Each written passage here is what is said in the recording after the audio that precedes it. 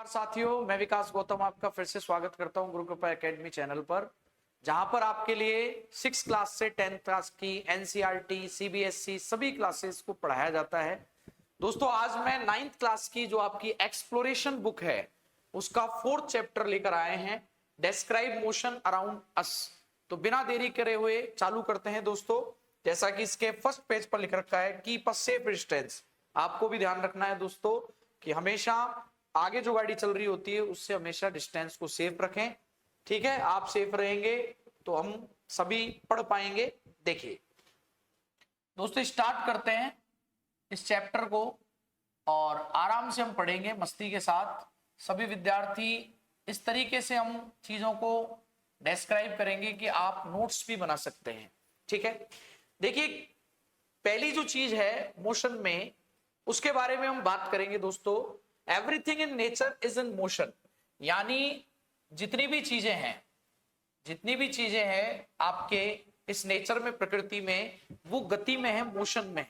ठीक है, अब हम कहेंगे कि सर कई चीजें स्टेबल भी है, सारी चीजें मोशन में नहीं है। तो मित्रों ऐसा नहीं है। क्यों नहीं है? देखिए जितना भी, जैसे बटरफ्लाईज है, जैसे स्लाइडरिंग स्नेक्स है, होपिंग हेड्स है, गैलोपिंग हॉर्सेस है, टेंड्रिल्स ऑफ क्लाइंबर्स है, जो क्लाइंबर्स चढ़ते हैं, पेड़ों की पत्तियां चढ़ती हैं, बेल्स चढ़ती हैं दोस्तों। इसके अलावा हम बात करें फ्लाई ट्रैप्स है, dancing dust particles in a sunbeam है। जैसे ही व्हाइट लाइट गिरती है सन की तो डस्ट पार्टिकल्स जो है डांस करते हुए नजर आते हैं दोस्तों, घूमते हुए नजर आते हैं। तो इस पैराग्राफ का कहने का तात्पर्य यह है कि सारी चीजें जो हैं इस ब्रह्मांड में, इस यूनिवर्स में, दो वो है मोशन। चाहे आप अर्थ की सन के अराउंड में जो है आप मोशन देख लीजिए, दो ऑर्बिट्स का मोशन देख लीजिए, सारी चीजें जो है दोस्तों मोशन में है। अब आगे ये कहता है दोस्तों कि scientist first study it in its idealised simplified form. Such types of motions are linear, circular and oscillatory about which you learned in earlier grades. आपके पिछले चैप्टर्स में दोस्तों आपने लीनियर मोशन के बारे में, आपकी जो सर्कुलर मोशन है, ऑसिलेटरी मोशन है, इनके बारे में पढ़ा है ग्रेड 6 में। अगर आपकी क्यूरोसिटी बुक है तो चैप्टर 5 में जो है आपने जरूर पढ़ा होगा। ठीक है, और इस जो चैप्टर है उसमें हम स्ट्रेट लाइन के मोशन देखेंगे। देखिए किस तरीके से आप आगे चलेंगे। नेक्स्ट पेज पर हम दोस्तों आगे बढ़ते हैं। तो मेन चीज जो है इस चैप्टर की, सबसे पहली प्रमुख चीज है वो हम बात करेंगे दोस्तों, motion in a straight line, यानी एक सीधी रेखा में मोशन, एक सीधी रेखा में गति। दोस्तों जब ऑब्जेक्ट एक स्ट्रेट लाइन में मूव करता है, it's motion called linear motion. जब एक ऑब्जेक्ट हो या कोई पर्सन हो, कोई वुमन हो, तो अगर वो एक सीधी रेखा में, स्ट्रेट लाइन में अगर वो मूव कर रहा है तो उसे हम स्ट्रेट लाइन मोशन कहते हैं। देखिए जिस तरीके से ये स्विमिंग करने वाले स्विमर्स हैं, तैराक हैं, वो अलग अलग ब्रांचों में यहाँ पर बटे हुए हैं और सब एक स्ट्रेट लाइन में जो है, क्योंकि ये वाला व्यक्ति इधर नहीं जा सकता, ये वाला व्यक्ति इधर नहीं जा सकता, तो सेम डायरेक्शन में जो है वो मोशन कर रहे हैं। यहाँ पर आप गाड़ी को देखो, आपकी जो कार है वो भी एक रोड पर स्ट्रेट लाइन में क्या कर रही है, मोशन कर रही है। लेकिन यहाँ पर एक चीज आपको ध्यान रखनी है कि स्ट्रेट लाइन ऑफ जो मोशन है वो दोस्तों फॉरवर्ड और बैकवर्ड दोनों डायरेक्शंस में हो सकता है। कैसे? इस गाड़ी में अगर पीछे का गियर लगाया जाए तो ये गाड़ी बैकवर्ड मोशन करेगी, और अगर इस गाड़ी में आगे का जो गियर लगाया जाएगा तो वो आगे फॉरवर्ड डायरेक्शन में जो है दोस्तों वो आपके मोशन करेगी। ठीक है, यहां पर आपने जब स्विमिंग देखी हो, अगर टीवी पे या कभी आपने सामने स्पोर्ट्स देखा हो, तो ये इस तरीके से मोशन करते हैं आगे, और उसके बाद में दोस्तों यहां पर जो दीवार आती है उसके बाद में जस्ट ये वापस भी घूम जाते हैं। तो स्ट्रेट लाइन का जो मोशन है वो दोस्तों आपका फॉरवर्ड डायरेक्शन में भी हो सकता है और बैकवर्ड डायरेक्शन में भी हो सकता है। ठीक है, यहां पर हम बात कर सकते हैं जैसे चिल्ड्रन स्विमिंग रेस में, falling ball, A car moving along a stretch of highway, और अ ट्रेन मूविंग, अगर ट्रेन भी मूव कर रही है तो भी वो आगे की तरफ मूव कर सकती है, उसका भी हम स्ट्रेट लाइन मोशन कहते हैं। नेक्स्ट पेज पर हम चलेंगे दोस्तों। देखिए यहां पर एक ट्रेन का जो है एग्जाम्पल दिया गया है आपको, और ट्रेन का एग्जाम्पल क्या कहता है दोस्तों, देखिए कि ट्रेन जो है सीधी जो लाइन है, इसमें आपके लगातार मोशन कर सकती है आराम से। अब यहां पर मोशन जरूरी नहीं है फॉरवर्ड या बैकवर्ड डायरेक्शन में ही हो। मोशन जो है दोस्तों वो ऊपर से नीचे की तरफ भी हो सकता है या नीचे से ऊपर की तरफ भी हो सकता है। जैसे आपने कभी बास्केटबॉल खेला हो तो बास्केटबॉल का जो ये चारों तरफ का गोला होता है जिसमें हम नेट में फेंकते हैं, तो बॉल को आपने उछल कर ऐसे फेंका तो ये जो बॉल है दोस्तों ये नीचे की तरफ आएगी, तो ये भी तो स्ट्रेट लाइन मोशन हो गया। और जब आप ऊपर की ओर फेंक रहे हो किसी चीज को, मान लो मेरे हाथ में एक पत्थर है, स्टोन है, उसको मैं ऊपर फेंक रहा हूं, तो वो भी स्ट्रेट लाइन अपवर्ड डायरेक्शन में मोशन हो गया है। ठीक है दोस्तों, अब इसके बाद में यहां आप समझ गए स्ट्रेट लाइन मोशन कैसा होता है। एक बार मैं फिर रिपीट कर देता हूं ताकि आप नोट्स बना पाए कि स्ट्रेट लाइन मोशन वो होता है जिसमें कोई भी पर्सन या कोई भी ऑब्जेक्ट एक सीधी रेखा में, एक बिल्कुल स्ट्रेट रेखा में, स्ट्रेट लाइन में जो है वो मूव कर सके, मोशन कर सके। अब वो स्ट्रेट लाइन बैकवर्ड डायरेक्शन भी हो सकती है और फॉरवर्ड डायरेक्शन भी हो सकती है, अपर डायरेक्शन भी हो सकती है और लोअर वार्ड डायरेक्शन भी हो सकती है। अब हम आगे जो है इसमें देखेंगे describing position. What is position? Describing position में हम बात करेंगे। देखिए तो डेस्क्राइबिंग पोजीशन का मतलब है पोजीशन को जो है वर्णित करना। कैसे? How do we describe the position of an object? आपने पहले सीखा हुआ है we first need to specify fixed point as the reference point. अब दोस्तों रेफरेंस पॉइंट क्या होता है इसको हम समझने के लिए अगली लाइन पढ़ेंगे। The distance and direction of the object with respect to the reference point at any instant of time describes the position of the object at that instant of time। इसका मतलब ये है दोस्तों, सबसे पहले तो आप ये चीज समझिए कि रेफरेंस पॉइंट क्या होता है। रेफरेंस जो पॉइंट है वो क्या होता है, तो देखिए रेफरेंस पॉइंट जो है, इसमें क्यों नहीं लिखने में आ रहा है, हाँ, रेफरेंस पॉइंट जो है वो आपका है कि आप जैसे यहां पे खड़े हो, ठीक है, और आपसे मैंने पता पूछा कि सर उस कॉलोनी का जो है वो एड्रेस क्या है, तो आपने कहा कि सर वो वहां पर एक स्कूल है, ज्ञानदीप स्कूल है, उसके जस्ट राइट हैंड पर जो गली घूमेगी वहां पर आपको ये एड्रेस मिल जाएगा जो आपने मुझसे पूछा है।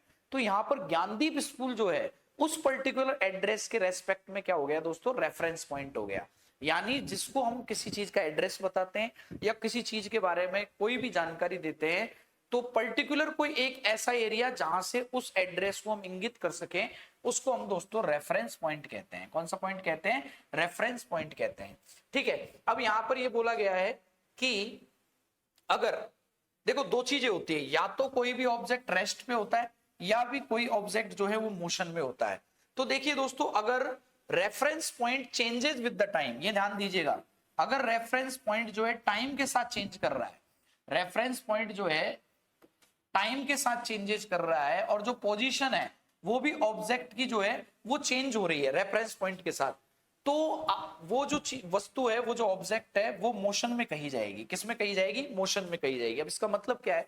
इसका मतलब है जैसे मैं हूं, ठीक है, अब टाइम के साथ मेरी अगर पोजीशन चेंज ही नहीं हो रही है, मैं ऑब्जेक्ट हूं, पर्सन हूं कोई, टाइम जैसे 1 सेकेंड, 2 सेकेंड, 3 सेकेंड, 4 सेकेंड मैं यहीं पर स्टेबल खड़ा हूं, और रेफरेंस पॉइंट मान लीजिए मैंने सामने मेरे जो कैमरा लगा हुआ है या मेरे सामने जो दीवार है वो मेरा रेफरेंस पॉइंट है, तो रेफरेंस पॉइंट के रेस्पेक्ट में मेरी जो पोजीशन है वो टाइम के साथ बदल ही नहीं रही है।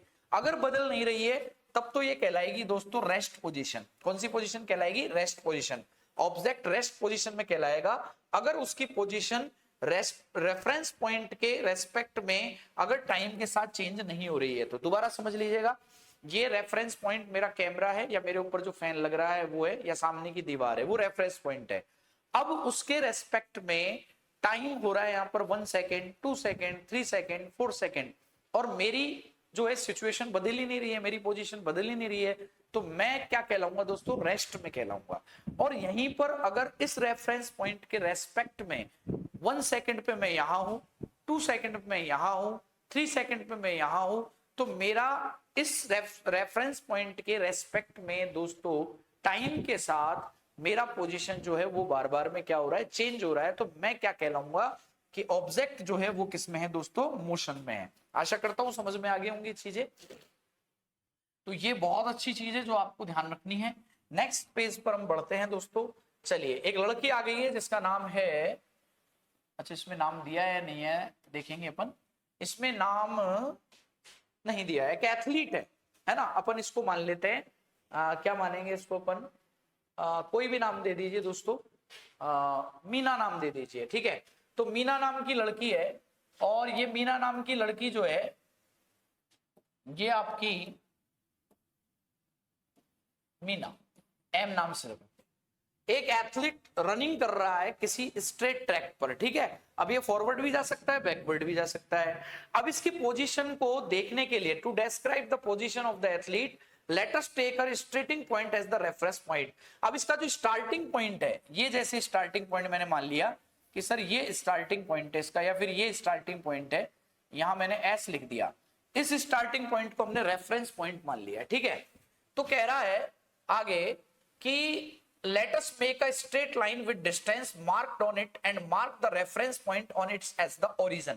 इसमें एक नई चीज और ध्यान रखनी है, जो आपका रेफरेंस पॉइंट होता है उसको दोस्तों ओरिजिन भी कहा जाता है। क्या कहा जाता है? ओरिजिन पॉइंट भी कह सकते हैं, यानी इसे हम दोस्तों ओ भी कह सकते हैं। क्या कह सकते हैं? ओ भी इसको हम बोल सकते हैं, ओरिजिन पॉइंट को हम ओ भी कह सकते हैं, ये भी हमको ध्यान रखना है।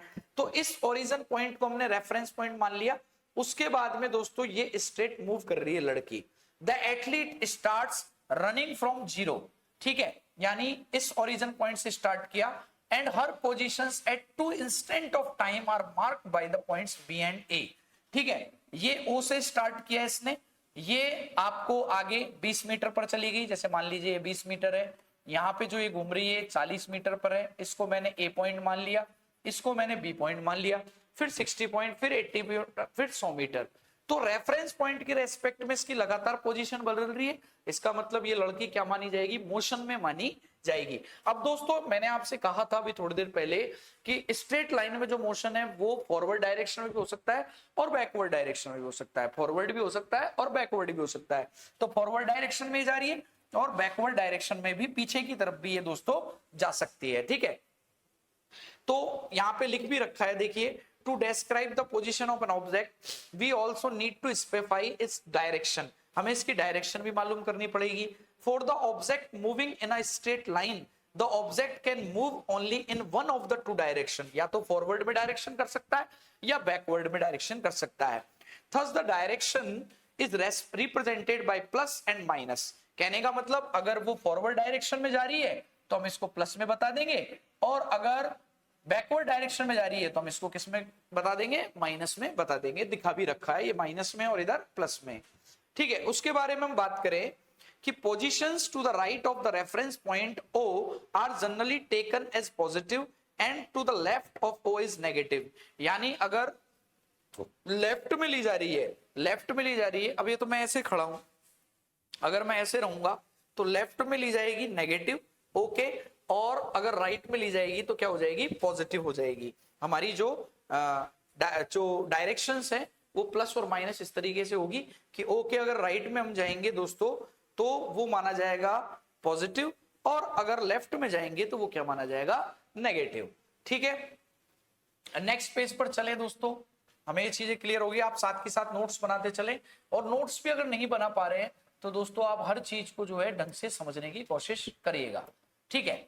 Distance travelled and displacement, what is displacement and what is distance travel? तो देखिए, suppose an athlete starts running from point O, यानी ओरिजिन से चल रहा है, और 0 second at the time t बराबर 0 second, reaches point B at t बराबर 4 सेकंड। यानी कहने का मतलब यहां तो 0 सेकंड है और यहां पर आपकी कितनी सेकंड है? 4 सेकंड है, टाइम 4 सेकंड दे रखा है। इसके बीच में वो व्यक्ति वहां पर भागा या चला, रनिंग किया उसने, ठीक है, और reaches point A at the T बराबर 10 सेकेंड, ए पर, ए वाले इस पर 10 सेकेंड में पहुंच गया और बी वाले पॉइंट पर ये 4 सेकेंड में पहुंचा। क्लियर हो गई ये बात में कि जो ए वाला पॉइंट है उसमें 10 सेकेंड में पहुंचा 100 मीटर तक, और 40 मीटर तक ये 4 सेकेंड में पहुंच गया, ठीक है। चलिए, अब उसने वापस दौड़ लगाई, then runs back along the same path till point B, वो वापस बी तक आया और उसने 16 सेकंड में जो है अपनी दौड़ को पूरा किया, यहां तक 40 मीटर तक, 100 से 40।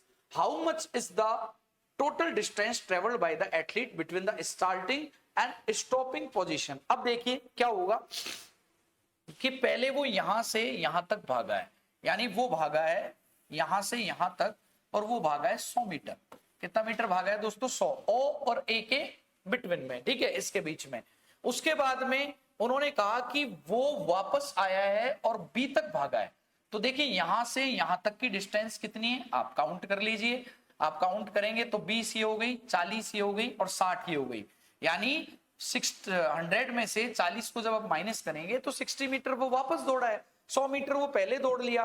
तो 100 मीटर और 60 मीटर दोनों रनिंग जो उन्होंने की वो की दोस्तों 160 मीटर। यानी टोटल डिस्टेंस ट्रेवल आने और जाने में 160 मीटर जो है वो उसने कवर कर ली। लेकिन दोस्तों डिस्प्लेसमेंट अलग चीज होती है, डिस्प्लेसमेंट अलग चीज होती है। डिस्प्लेसमेंट क्या होता है देखिए आगे समझते हैं डिस्प्लेसमेंट को। What is displacement? देखिए डिस्प्लेसमेंट क्या होता है, उससे पहले आप एक चीज यहां पर ध्यान दें। Let us now think about the distance between the starting and the stopping position of the athlete. It is OB बराबर 40 मीटर।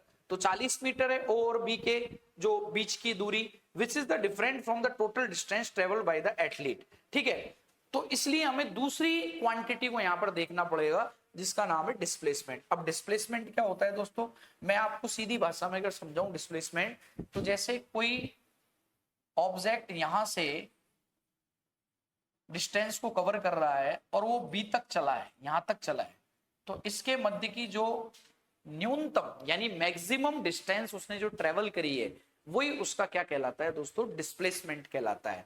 लेकिन हम बुक से ज्यादा अच्छे से समझ पाएंगे। Displacement is the net change in the position of exact between the two given instant of time. यानी यहां से यहां तक के इंस्टेंट टाइम में जितनी उसने जो डिस्टेंस कवर करी है, क्या कवर करी है? डिस्टेंस कवर करी है, या उसका चेंज जो हुआ है पोजीशन में, पोजीशन में क्या हुआ है? चेंज हुआ है, वो उसका क्या कहलाता है दोस्तों? डिस्प्लेसमेंट कहलाता है। एक complete description of physical quantities like displacement requires specifying both a direction and it's numerical value. यानी कहने का तात्पर्य यह है कि अगर डिस्प्लेसमेंट को आपको समझना है तो डायरेक्शन भी चाहिए और उसकी न्यूमेरिकल वैल्यूज भी चाहिए।